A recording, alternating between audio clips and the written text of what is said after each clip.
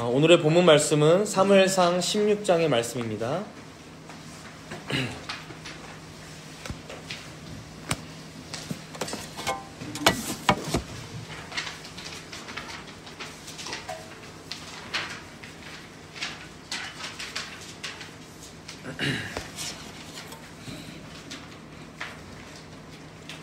제가 봉독은 16장 1절부터 13절까지 말씀을 읽도록 하겠습니다. 사무엘상 16장 1절부터 13절까지 봉독합니다. 여호와께서 사무엘에게 이르시되 내가 이미 사울을 버려 이스라엘의 왕이 되지 못하게 하였거늘 내가 그를 위하여 언제까지 슬퍼하겠느냐. 너는 뿔에 기름을 채워가지고 가라. 내가 너를 베들레헴 사람 이새에게로 보내리니 이는 내가 그의 아들 중에서 한 왕을 보았느니라 하시는지라. 사무엘이 이르되 내가 어찌 갈 수 있으리이까. 사울이 들으면 나를 죽이리이다 하니 여호와께서 이르시되 너는 암송아지를 끌고 가서 말하기를 내가 여호와께 제사를 드리러 왔다 하고 이새를 제사에 청하라. 내가 내게 행할 일을 가르치리니 내가 내게 알게 하는 자에게 나를 위하여 기름을 부을지니라. 사무엘이 여호와의 말씀대로 행하여 베들레헴에 이르매 성읍 장로들이 떨며 그를 영접하여 이르되 평강을 위하여 오시나이까. 이르되 평강을 위함이니라. 내가 여호와께 제사하러 왔으니 스스로 성결하게 하고 와서 나와 함께 제사하자 하고 이새와 그의 아들들을 성결하게 하고 제사에 청하니라. 그들이 오매 사무엘이 엘리압을 보고 마음에 이르기를 여호와의 기름 부으실 자가 과연 주님 앞에 있도다 하였더니 여호와께서 사무엘에게 이르시되 그의 용모와 키를 보지 말라. 내가 이미 그를 버렸노라. 내가 보는 것은 사람과 같지 아니하니 사람은 외모를 보거니와 나 여호와는 중심을 보느니라 하시더라. 이새가 아비나답을 불러 사무엘 앞을 지나가게 하매 사무엘이 이르되 이도 여호와께서 택하지 아니하셨느니라 하니 이새가 산마로 지나게 하매 사무엘이 이르되 이도 여호와께서 택하지 아니하셨느니라 하니라. 이새가 그의 아들 7을 다 사무엘 앞으로 지나가게 하나 사무엘이 이새에게 이르되 여호와께서 이들을 택하지 아니하셨느니라 하고 또 사무엘이 이새에게 이르되 내 아들들이 다 여기 있느냐.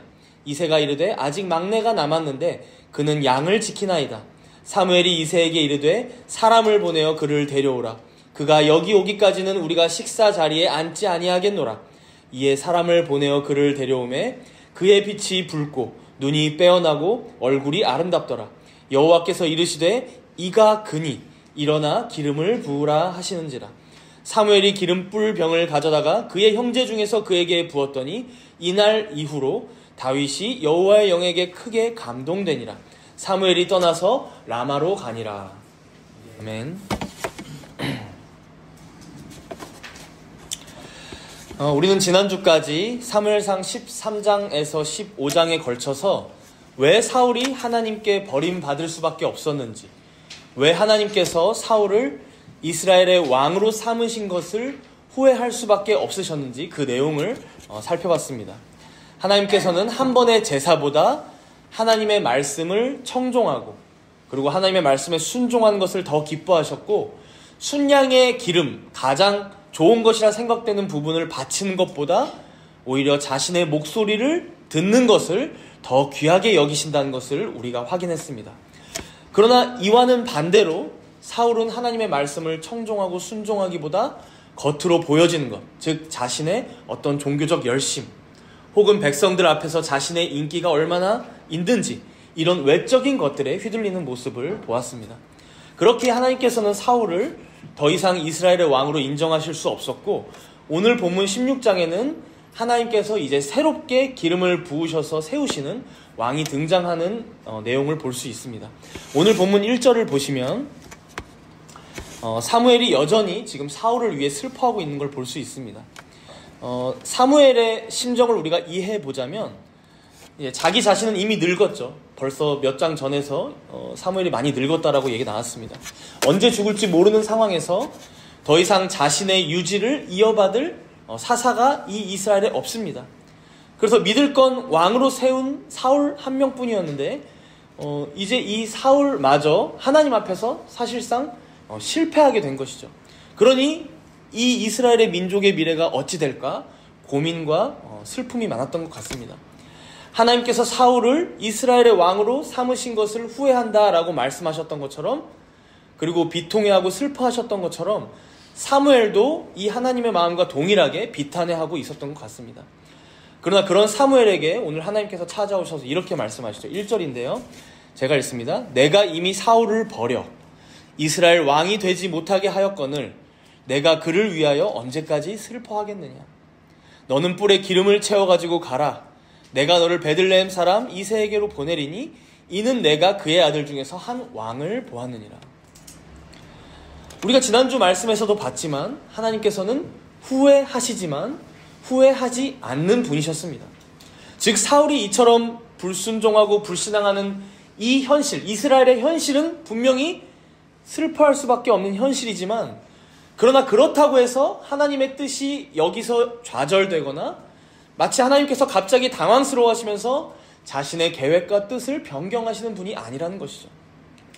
지난주 말씀 15장 29절에서 고백한 것처럼 이스라엘의 지존자는 거짓이나 변개함이 없으시니, 즉 후회가 없으시니 그는 사람이 아니심으로 결코 변개하지 않으심이니이다. 우리 하나님께서는 이미 사울이 이럴 것까지 다 아시고, 즉 우리의 연약함, 우리의 부패함, 우리의 죄인된 성향, 그것들을 모두 다 아시고 이미 그것까지도 다 작정하시고 계획하사 우리가 전혀 기대할 수 없었고 상상할 수 없었던 이제 그 다음 단계로 당신의 뜻대로 이끄시는 분이다라고 지금 알려주고 있는 것입니다. 그러니 여러분, 사무엘 입장에서는 당연히 낙심이 되고 실망스러울 수 있겠지만 하나님께서 찾아오셔서 말씀하시는 거죠. 내가 언제까지 슬퍼하겠느냐. 내가 베들레헴에 있는 이새의 아들 중에서 한 왕을 이미 보았느니라. 한 왕을 보았느니라. 여러분, 여기서 베들레헴의 이새의 아들 중에서 이 베들레헴의 이새의 아들, 우리가 지금까지 성경을 창세기부터 쭉 읽어오다 보면 이 이름을 어디선가 한번 읽어봤습니다. 이미. 어디서 보게 되죠? 룻기 4장 17절입니다. 나오미에게 아들이 태어났다 하여 그의 이름을 오벳이라 하였는데 그는 다윗의 아버지인 이새의 아버지였더라. 여러분, 나오미의 며느리 룻이 베들레헴에 살고 있던 보아스와 만나서 아들을 낳는데 그를 오벳이라고 하는데 그가 누구라고요? 지금 여기 등장하는 이새의 아버지라는 거예요. 그렇죠? 남편과 두 아들, 전 재산까지 다 잃고 베들레헴으로 돌아왔던 나오미와 룻의 아들의 이름이 오벳이었고, 그리고 그 오벳의 아들이 바로 베들레헴에 살던 이새였죠.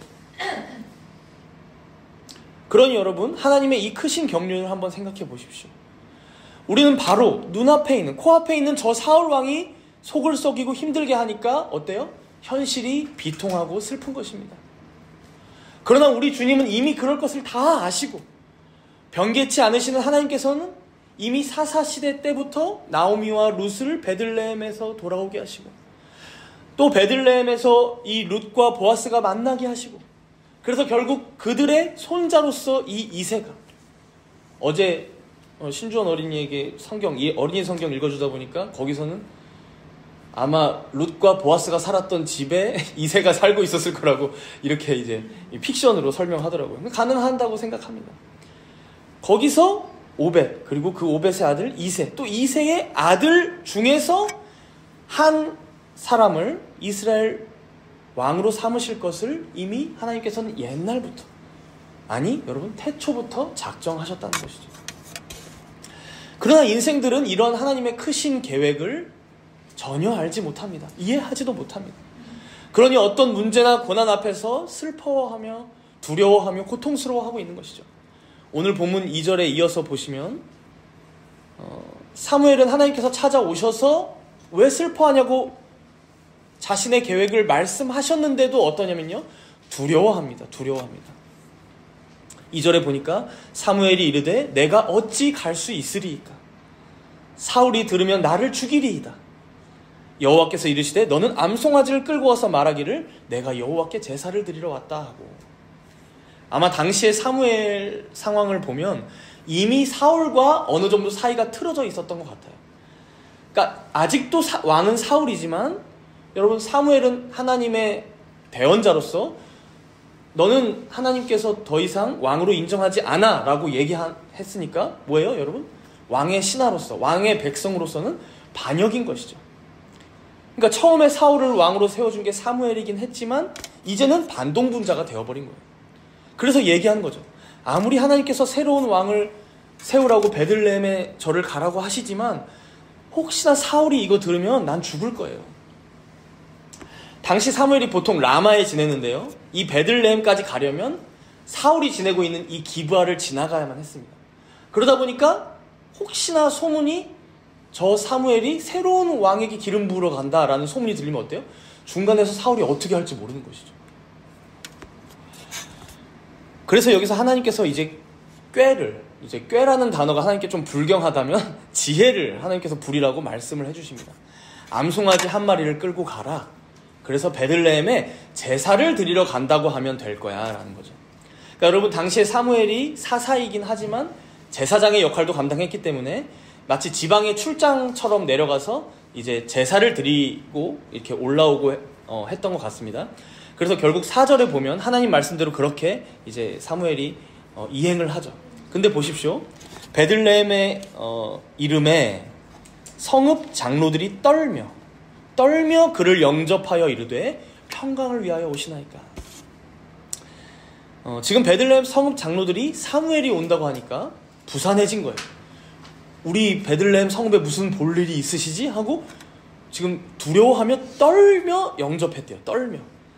아마 여러분 사무엘과 사울 사이가 안 좋은 것도 이들은 알고 있었을 거고, 그러다 보니까 정치적으로 뭔가 우리 성읍에 괜히 피해가 임하는 것은 아닐까, 혹은 누군가 범죄를 저질러서 암송아지를 잡으러 오는 건가, 뭐 치리를 하러 오시나, 이제 별의별 이제 정치적인 생각을 다 했을 겁니다. 정치적이고 종교적인 생각. 그래서 묻는 거죠. 평강을 위하여 오시나이까, 떨면서. 근데 여러분 이 평강을 위하여 오시나이까 라는 말 속에는 여러분 그 이면에는 어떤 말이 숨겨져 있을까요? 혹시 심판을 위하여 오시는 건 아닙니까? 물어보는 거죠. 그렇죠? 평강을 위하여 오십니까? 심판을 위하여 오십니까? 5절에 보니까 다행히도 사무엘이 이렇게 대답합니다. 이르되 평강을 위함이니라. 여기서 이 평강이란 단어는 여러분들 많이 아시는 게 샬롬입니다. 샬롬. 여러분 오늘 본문은 시작하면서부터 이 땅을 살아가는 인생들이 얼마나 슬픔이 많고 두려움이 많은 인생들인가를 보여줍니다. 한때는 온 이스라엘을 호령하며 다스렸던 사무엘이 슬퍼하며 시작하고요. 그런 그가 자신이 세운 왕 때문에 두려워하고 있고요. 더해서 베들레헴 성읍의 온 장로들도 그가 오는 것만으로도 두려워하면서 무엇을 위해 오십니까? 라고 물어보는 게 바로 우리 인생들이 가진 한계임을 오늘 본문은 보여줍니다. 그러나 여러분, 만약에 사울 왕만이 있었다면 우리 인생은 슬프고 두려운 게 많습니다. 왜냐하면 사울 왕이 어떻게 할지 모르기 때문이죠. 그 사울로 대표되는 사람만으로는 우리 인생은 폭풍 후에 떠밀려 다니는 배와 같고 등불 앞에 촛불과 같을 것입니다. 그러나 여러분, 하나님께서 택하시고 하나님께서 자기 백성 삼으신 이스라엘 백성들이기에 이러한 슬픔과 두려움에서 끝나지 않음을 보여주십니다. 종국에는 우리를 어디로 인도하신다는 겁니까? 샬롬, 즉 자신이 주시는 평강으로 우리를 인도하신다는 것입니다. 그 방법은 우리가 상상조차 하지 못하는 방법이 될 것입니다. 우리의 안목이나 우리의 생각이나 우리의 능력을 넘어서는 일들을 통하여 이루시는 평강이라는 것이죠. 우리가 뭐 상상이나 했겠습니까? 이새의 아들 중에, 그죠? 그렇게 살아가는 성도 여러분,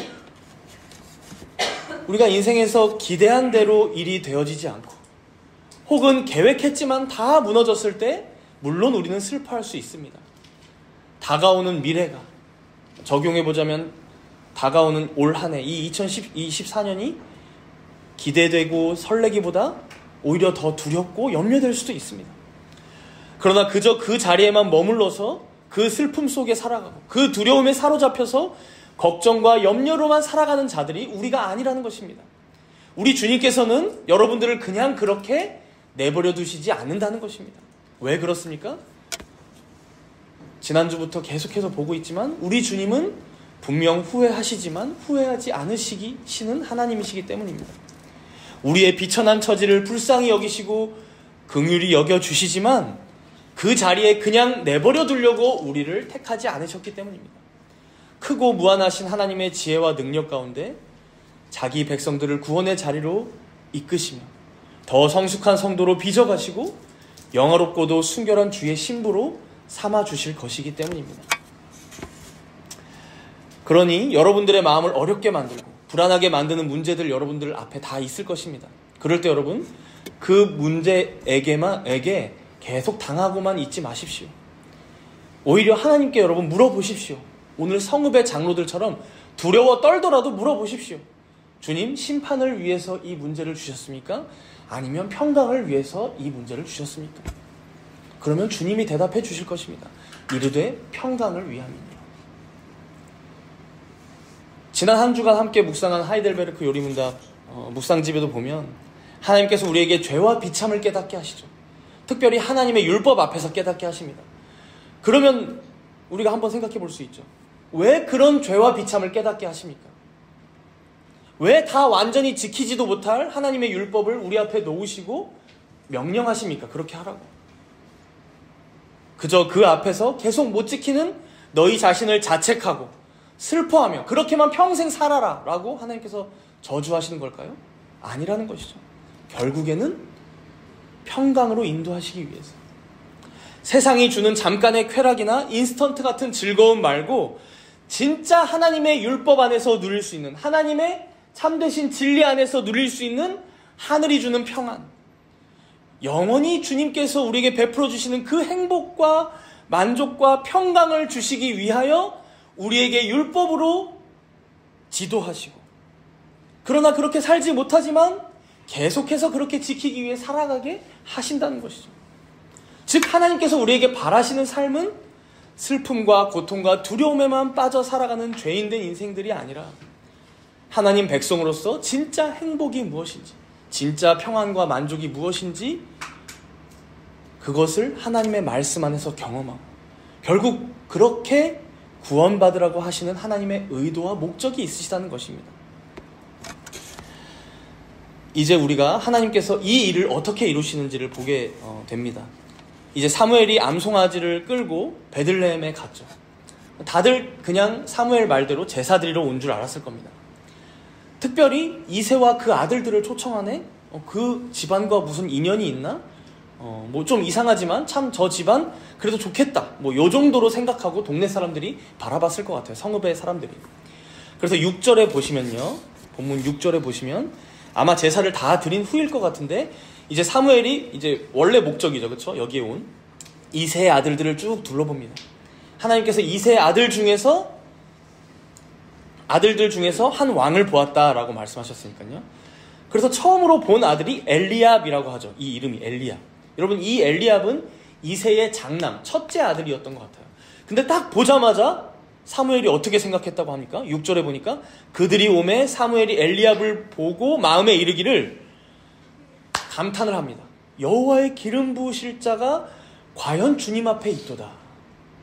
와, 과연 역시 주님이시다. 이런 자가 베들레헴 성읍에 살고 있었다니 감탄을 하는 거예요. 과연 여호와의 기름 부으실 자, 이스라엘의 다음 왕이 여기 있구나. 여러분, 사무엘이 이렇게 생각한 이유가 뭘까요? 이렇게 생각한 이유.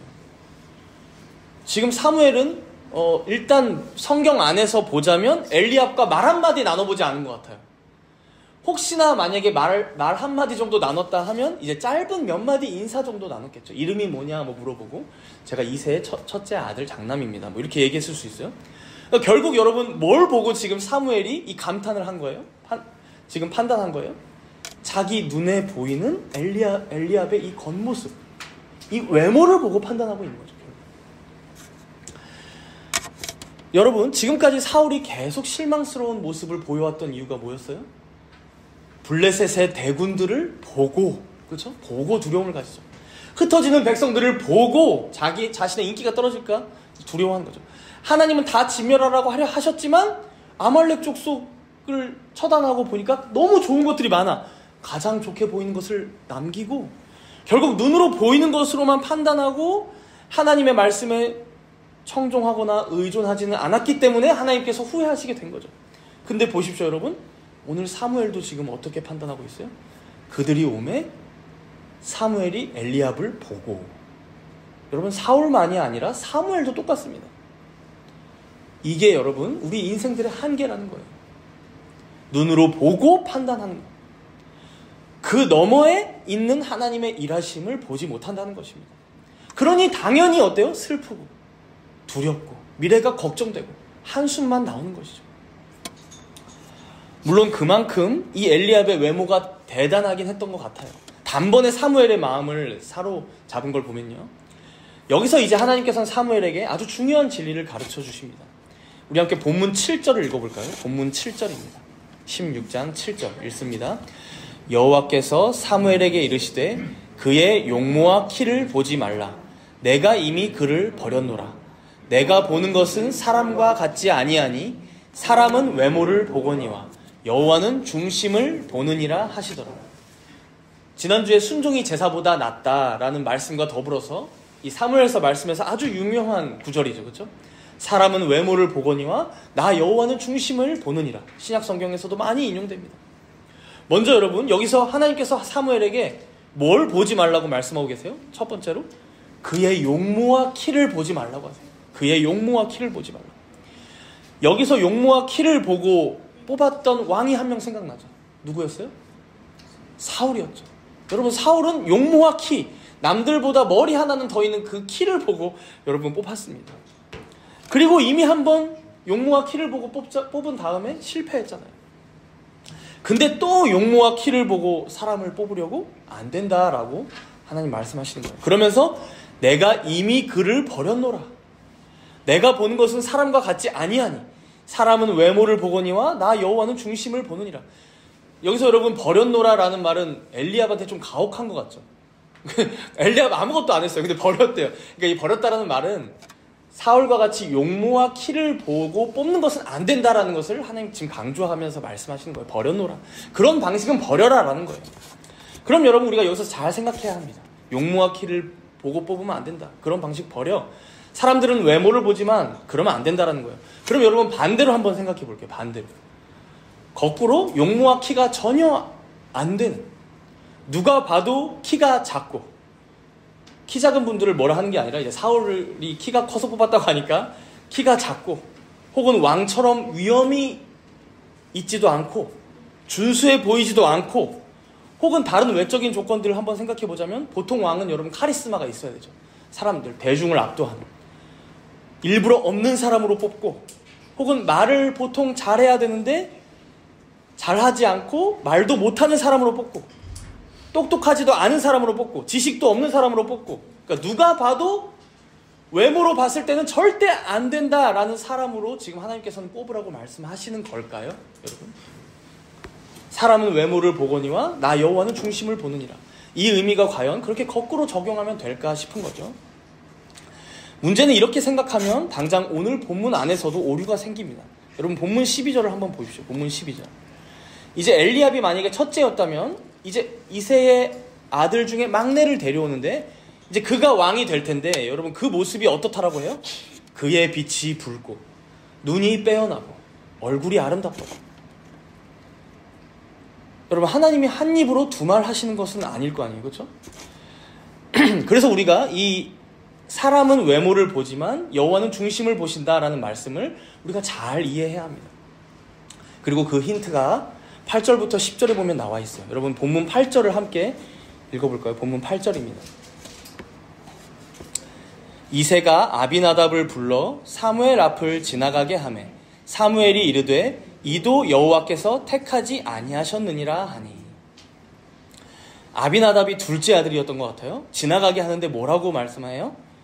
이르되 이도 여호와께서 택하지 아니하셨느니라. 택하지 아니하셨느니라. 그리고 9절도 한번 보세요. 9절. 이번엔 아마 셋째 아들로 보여요, 여러분. 산마가 지나갑니다. 사무엘이 이르되 이도 여호와께서 택하지 아니하셨느니라. 그리고 10절에 종합적으로 보니까 이새가 그의 아들 7을 다 지나가게 했어요. 여러분, 7이라는 것은, 여러분, 7이라는 숫자 뭐예요? 완전수예요. 다 지나가게 했다는 거예요. 자기가 생각하는 아들들 다, 전부를. 그런데 사무엘이 이새에게 이르되 여호와께서 이들을 택하지 아니하셨느니라. 여러분, 우리는 간혹 사람은 외모를 보지만 하나님께서는 중심을 보신다. 그래서 어느 성경 번역으로 보면 마음을 보신다라고 이제 번역도 해요. 그리고 영어로 보면 ESV 성경에는 이제 중심을 heart, 그렇죠? 심장, 마음이라고 이제 번역하고 있어요. 그렇다 보니까 역시 외모보다는 사람의 성품이지. 성품이 좋은 사람을 하나님께서는 택하시지. 여러분, 이 정도로 이 말씀을 생각합니다. 그러나 그렇다면 만약에 어떤 사람이 외모가 뭐 어떻고 저떻고를 떠나서 그 마음, 그 성품, 그 성격이 좋아요? 그러면 하나님께서 택하신다라는 말씀일까요? 그렇죠? 외모보다 마음이 좋은 사람은 하나님께서 들어 쓰신다는 걸까? 이렇게 적용하면요, 여러분, 결국 우리는 또다시 사람의 외모, 즉 어떤 외적인 조건, 그 사람의 성격, 성품, 이런 보이는 조건과 자격으로 하나님의 일하심을 판단하고 많은 그런 오류를 범하고 만다는 것입니다. 물론 그 마음이, 그 중심이 어떤 하나님의 택하심 이후의 결과로서 주어지는 거면 몰라도 그것으로 하나님이 또 누군가를 택하시고 택하지 않으신다? 그것이 또 하나의 외모, 외적인 조건이 될 수 있기 때문입니다. 그리고 그렇게 해석해보자면 여러분, 이새의 7 아들들은 어떤 사람들이 돼요? 다 개차반들이 되는 거예요. 성품이 너무 안 좋았구나. 외모적으로는 훌륭했는데, 그렇죠? 형편이 없었나. 이제 이런 식으로 우리 수준에서 생각하는 거죠. 또 평가하는 거죠. 그렇죠?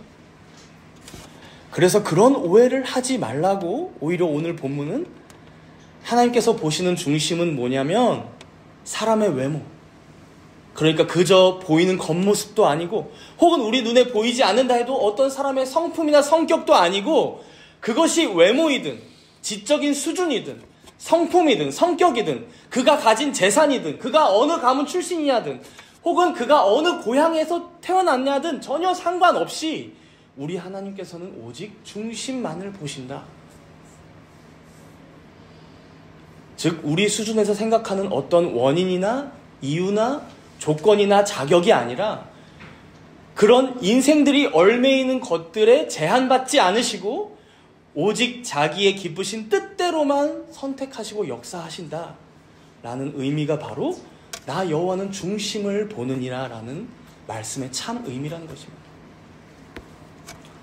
그래서 여러분 오늘 본문 1절을 보시면 하나님께서 사무엘에게 뭐라고 말씀하고 가라고 하셨어요? 이는 내가 그의 아들 중에서 한 왕을 보았느니라. 여러분 이 보았느니라 라는 단어가요, 보다라는 의미도 있지만 제공하다, 준비하다라는 의미도 있거든요. 그러니까 내가 왕을 제공할게, 준비했어 라는 의미거든요. 그래서 이 단어가 어디서 쓰였나 앞에서 봤더니 창세기 22장에 보면 여러분 아브라함이 아들 이삭을 제물로 바치러 모리아산으로 함께 둘이서 올라갑니다. 둘둘이라고 해서 저는 그렇게 외웠어요. 창세기 22장 둘이서 올라갑니다.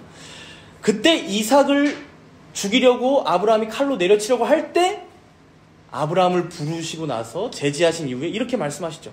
8절에 보니까 아브라함이 이르되 내 아들아 번제할 어린 양은 하나님이 자기를 위하여 친히 준비하시리라 하고 두 사람이 함께 나아가서 친히 준비하시리라. 그래서 여호와 이레라는 말을 여기다 붙이잖아요.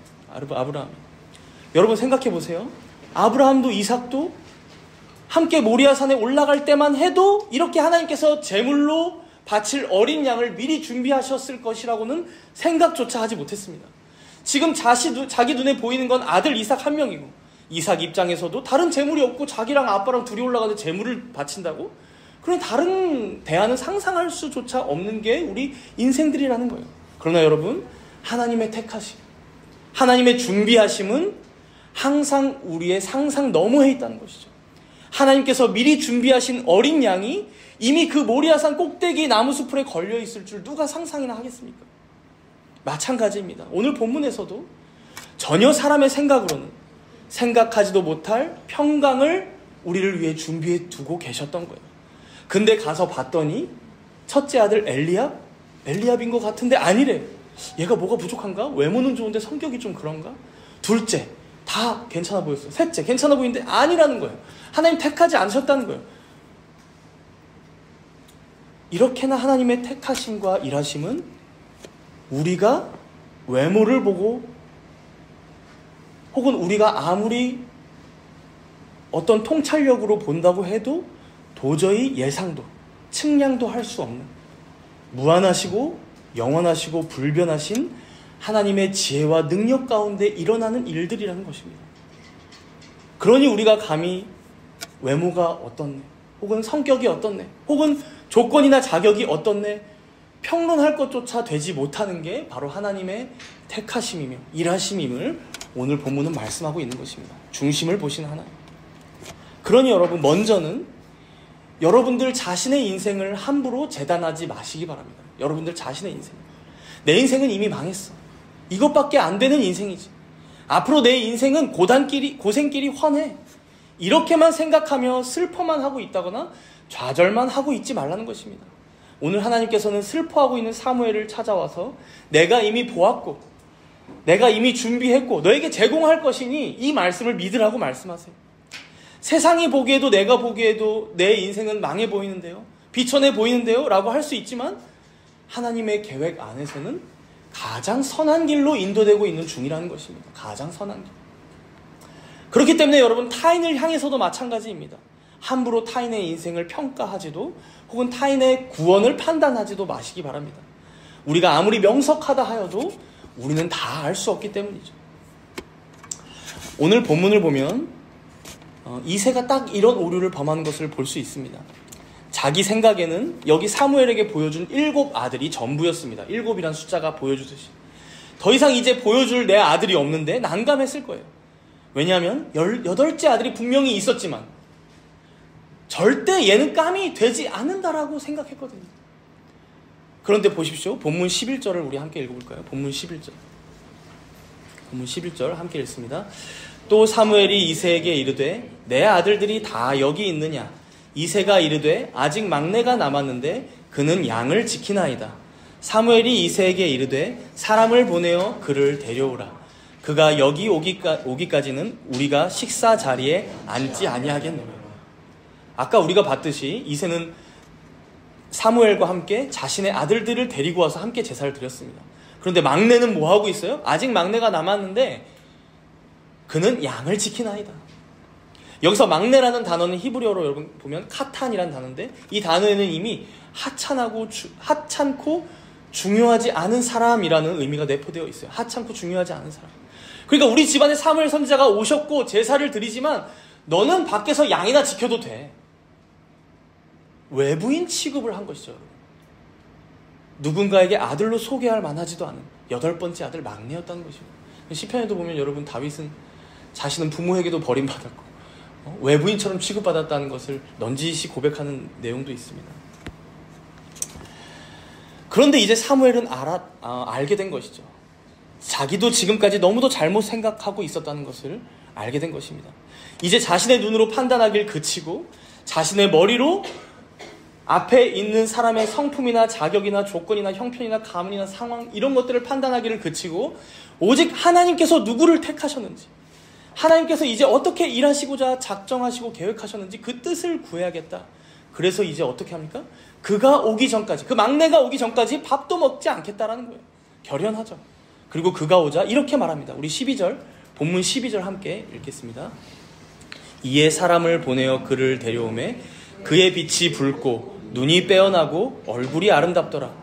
여호와께서 이르시되 이가 그니 일어나 기름을 부으라 하시는지라. 여러분, 이 말씀을 읽고 결국 외모인가? 이러면 안 됩니다. 여러분, 그죠?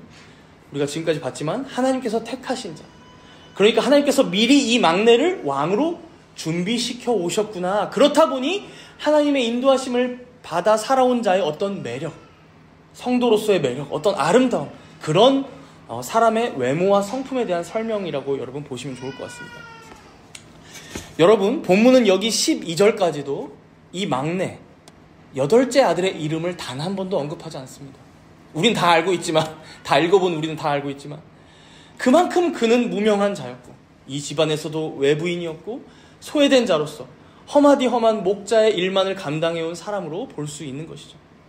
그러나 도저히 상상하지 못할 하나님의 지식과 지혜는 바로 그런 그를 자기 백성들의 왕으로 미리 준비시키시고 이제 세우실 것이라고 말씀하시며 기름을 부으라고 하시는 거예요. 사랑하는 성도 여러분, 우리는 오늘 본문을 통해서 우리 인생들의 기준들을 완전히 짓밟으시는 하나님의 기이하신 택하심과 일하심을 발견했습니다. 우리들의 수준과 한계를 벗어나도 한참 벗어나는 하나님의 위대하신 작정과 경륜의 한 조각을, 일부분을 우리는 보았습니다. 우리가 이쯤에서 성경 전체의 내용들을 한번 떠올려 보면 하나님의 일하심은 언제 어느 때나 항상 그래 오셨음을 우리가 알 수 있습니다. 여러분, 갈대아 우르에서 우상 숭배의 그 도시에서 아브라함을 택하셨을 때도 여러분, 당시에 가장 강대국은 애굽이었어요. 이집트의 바로 왕을 택하시면 더 편하지 않으셨을까요? 여러분, 하나님의 나라를 이루기에 오히려 그게 합당해 보였을 것입니다. 그러나 아무도 몰랐던, 무명한 자였던, 모든 죄인들과 똑같았던 우상 숭배자 아브라함을 택하시고 부르신 것이죠. 왜 더 힘이 세고 사냥도 잘하고 더 정직할 것 같은 에서가 아닌 똑같은 쌍둥이인데 왜 야곱을, 여러분, 사기꾼과 같은 이름에서부터 발꿈치를 잡고 나온 자, 왜 야곱을 택하십니까, 여러분? 그죠? 모든 조건이 똑같은데요. 왜 강성한 나라인 애굽이 아니라 오히려 그 애굽의 노예였던 이스라엘이었습니까? 왜 예수를 잘 믿기로 말하는 수많은 사람들이 아니라 예수 믿는 자들을 핍박하고 돌 던지고 죽였던 신약 성경의 또 다른 사울, 그렇죠? 왜 바울이었을까요, 여러분? 우리는 그 하나님의 크신 경륜을 다 이해할 수도 예측할 수도 없다는 것입니다. 그렇다 보니 여러분, 필연적으로 하나님의 일하심은 세상이 볼 때 의아합니다. 이상하고 이해가 되지 않습니다. 그러니 핍박할 수밖에 없습니다. 여러분. 하나님의 아들이신 우리 예수님께서도 이 땅에 오셨을 때 먼저는 자기 고향에서부터 배척을 받으셨어요. 마가복음 6장 3절에 보면 이 사람이 마리아의 아들 목수가 아니냐. 마리아의 아들. 저 마리아도 목수가 아니냐. 야고보와 요셉과 유다와 시몬의 형제가 아니냐. 그 누이들이 우리와 함께 여기 있지 아니하냐 하고 예수를 배척하지라. 우리랑 똑같은 사람인데 똑같이 컸는데 제가 하나님의 아들이라고? 제 이상해졌네 이러는 것이죠. 고향뿐만이 아닙니다. 이미 많은 이들이 뭐라고 얘기했어요? 그리스도가, 메시아가 어찌 갈릴리에서 나오느냐. 그죠? 어찌 갈릴리에서. 이해가 안 되죠. 심지어 십자가에 달렸을 때마저 그가 남은 구원한다고 하면서 자기 자신조차 구원하지 못하는구나. 지금 너가 십자가에서 내려오면 우리가 믿겠다. 그게 바로 당시 종교적으로 가장 탁월했던 지도자들, 대제사장들과 서기관들이 이렇게 예수님을 비난했습니다. 그래서 여러분, 베드로전서 2장 4절에 보면 이렇게 말씀했어요. 사람에게는 버림바가 되었으나 하나님께는 택하심을 입은 보배로운 산돌이신 예수께 나아가. 사람에게는 버림바 될 수밖에 없는 것이 하나님의 택하심을 입는다는 것입니다. 외모만 보고 판단하는 사람들이 핍박하고 비난할 수밖에 없는 것이 바로 하나님의, 인생들이 이해할 수 없는 하나님의 일하심이라는 것입니다. 하나님의 그 모든 구원을 위한 작정과 계획들, 그 사역들을 사람들은, 인생들은 결단코 이해하지 못한다는 것입니다. 그러니 여러분, 어떻게 이 일들을 세상이 이해를 하고 인정을 해주고 높이 쳐주겠습니까? 그럴 일은 우리 주님 오실 때까지 절대 없습니다. 결국 배척 받으셨고 비난 받으셨고 버림 받으셨던 그 예수님을 따라가는 우리들도 마찬가지라는 것입니다. 오늘 이세의 아들 중 막내 8째 아들이 택하심을 받고 세우심을 받을 때처럼 말이죠. 우리가 오늘 말씀을 마치면서 고린도전서 1장 26절에서 29절을 함께 읽고 마치도록 하겠습니다. 신약성경 264페이지입니다.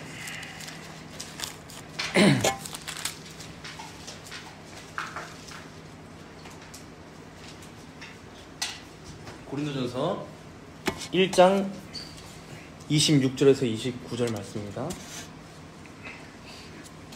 4절인데 함께 읽도록 하겠습니다.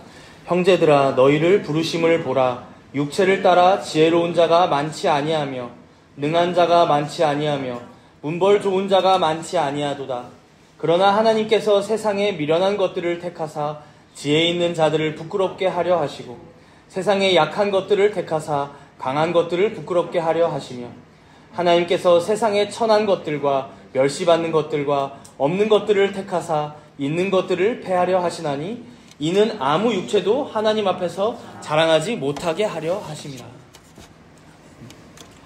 오늘 말씀의 맥락에서 생각해보면 이 말씀의 의미가 더 잘 다가옵니다. 단순히 하나님께서 택하신 자들이 무조건 미련하다, 무조건 약하다, 무조건 천한 자들이다 라는 의미를 넘어서 여러분, 세상이 전혀 생각하지 못하는, 세상의 조건으로 봤을 때는 왜 이런 선택을, 왜 이런 역사가, 도저히 생각하지 못하는 일들로 우리 하나님께서는 자신의 구원 사역을 이뤄 가시는 분이라는 것입니다. 그렇기 때문에 쉽게 하나님의 사역을 판단하거나 재단하지 말라는 것입니다. 오히려 그 앞에서 우리의 어떤 외적인 조건이나 외모를 자랑하거나 내세우지 말고, 혹은 그렇게 눈에 보이는 것으로 남을 판단하거나 나를 판단하지 말고, 그래서 우리의 형편이나 상황을 쉽게 결론 내려서 실망하거나 낙심도 하지 말고, 우리 하나님께서는 이미 그런 우리의 모든 상황과 처지를 다 아시고 우리의 부족함과 연약함도 다 아시니, 그럼에도 결국에는 자신이 이루실 구원을 반드시 이루실 것이니 그 하나님을 믿고 신뢰하라는 것입니다.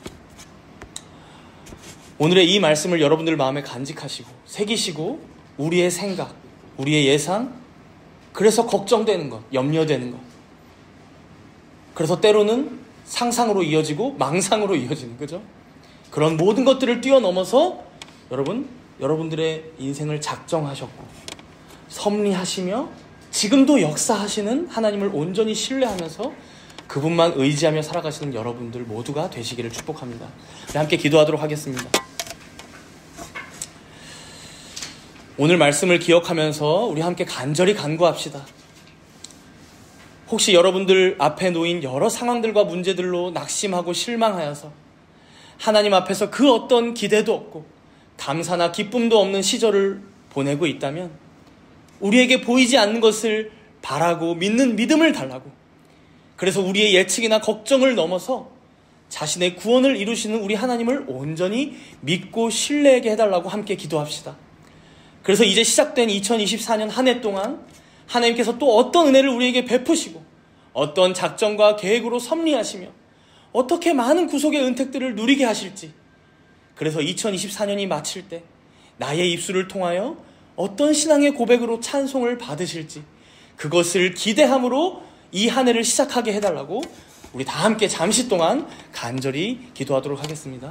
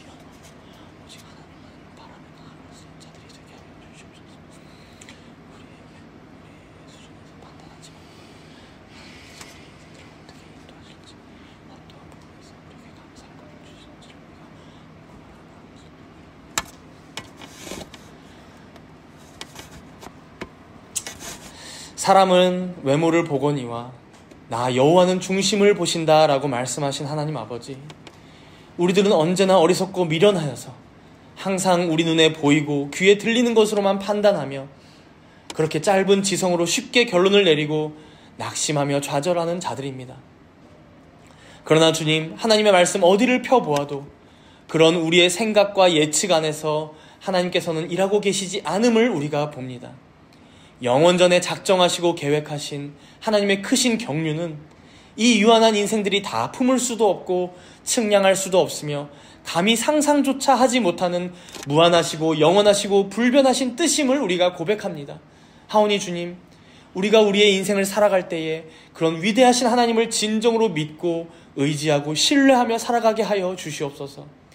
그럴 때에 설사 우리가 보기에는 사울왕이 다 실패할 때 끝난 것만 같고 이새의 7 아들 중에 세울 리가 없을 때에 방법이 없는 것 같지만 우리 하나님은 여전히 살아계시기에 그 변개치 않으시는 영원하신 뜻 가운데 그 어떠한 위기나 실패함도 없이 하나님의 일은 언제나 승리하고 전진하고 있음을 우리 모두가 믿음의 눈으로 바라보고 기대하며 살아가게 하여 주시옵소서.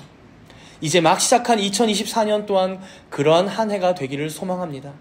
비록 내 형편과 처지를 볼 때면 힘이 쭉 빠질지도 모르지만 그러한 모든 과정들을 지나 주님께서는 우리의 입술 가운데 당신을 향한 찬송과 경배를 결국 받으실 줄을 믿습니다.